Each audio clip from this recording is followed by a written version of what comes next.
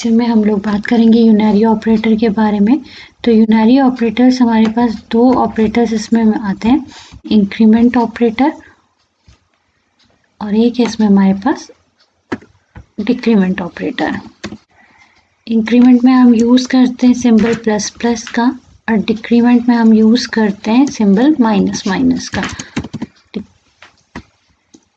तो पहली चीज़ unary operator हम इसे क्यों कहते हैं, तो यूनरी मीन्स वन, तो इसमें हमारा सिंगल एक ऑपरेंड यूज़ होता है और इनके यूज़ के हिसाब से भी हमने इन्हें फर्दर डिवाइड किया हुआ है।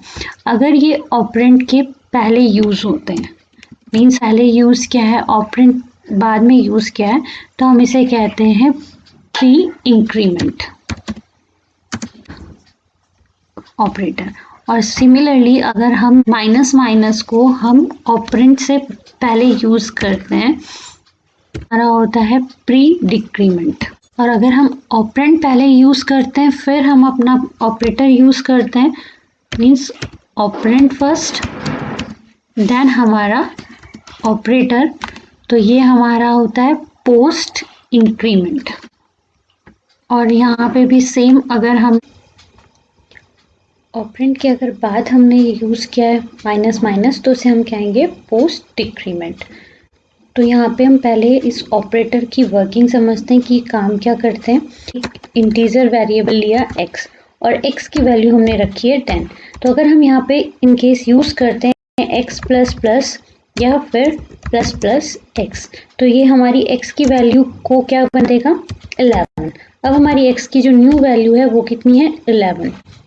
सिमिलरली अब हम अगर एक और वेरिएबल लेते हैं y और इसकी वैल्यू हमने रखी थी 10, और हम यूज़ करते हैं y माइनस माइनस और माइनस माइनस y, तो ये y की वैल्यू को क्या कर देगा, y इक्वल्स टू नाउ 9।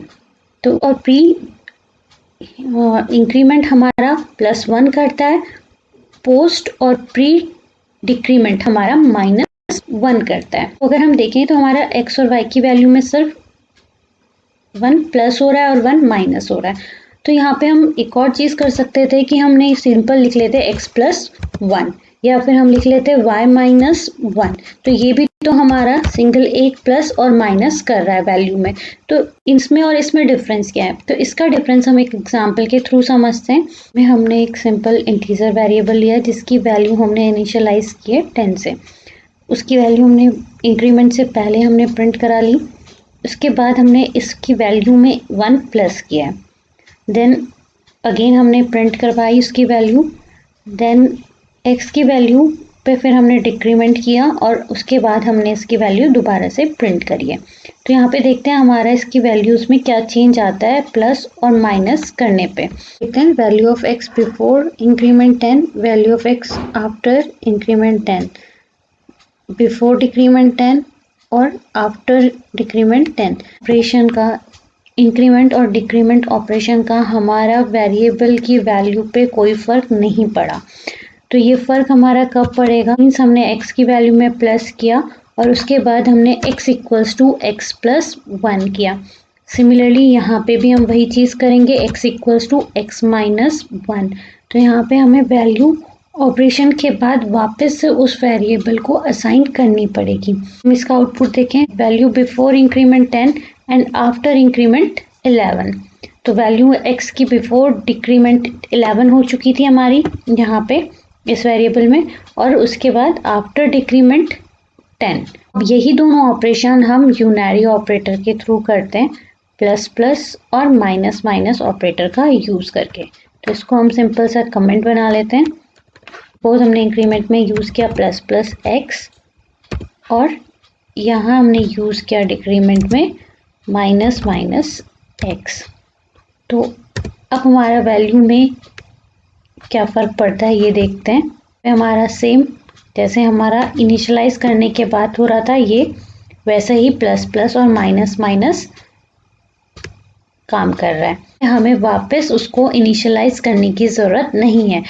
हमारा यूनरी ऑपरेटर क्या करता है कि ऑपरेशन परफॉर्म करने के बाद वैल्यू को उसी मेमोरी लोकेशन पे अपडेट करता है। यहाँ पे हमें करना पड़ रहा था जब हम x+1 लिख रहे थे, बट जब हम यूनरी ऑपरेटर का यूज़ करके इंक्रीमेंट कर रहे हैं या डिक्रीमेंट कर रहे हैं, इससे असाइन करने की ज़रूरत नहीं पड़ रही है।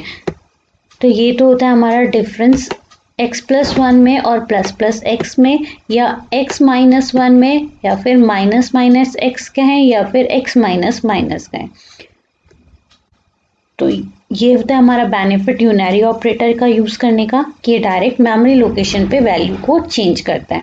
अब जो दूसरा हमारा यहाँ पे क्वेश्चन बनता है, difference between pre and post example में हमने x को 10 वैल्यू इनिशियलाइज की है डिक्लेयर करते हुए, और y को हमने इसके बाद y इक्वल्स टू रखा है हमने x++x।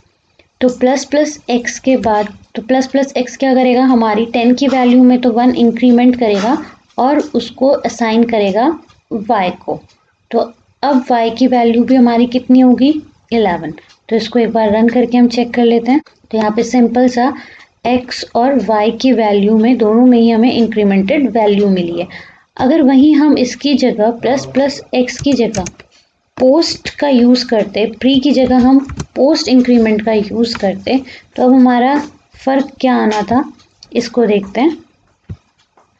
तो यहाँ पे देखिए x की वैल्यू तो इंक्रीमेंट हुई है 11, बट y की वैल्यू क्या बनी, 10। तो हमारा जो ये वैल्यू है ये पहले असाइन हो जाएगी वेरिएबल को, उसके बाद इसमें इंक्रीमेंट होगा। एग्जाम्पल रियल लाइफ का देखें तो हम सिम यूज़ करते हैं, प्रीपेड सिम और पोस्ट पेड सिम। फिर हमारा क्या कहता है, first recharge then use. Postpaid क्या कहता है, फर्स्ट यूज़ देन पे।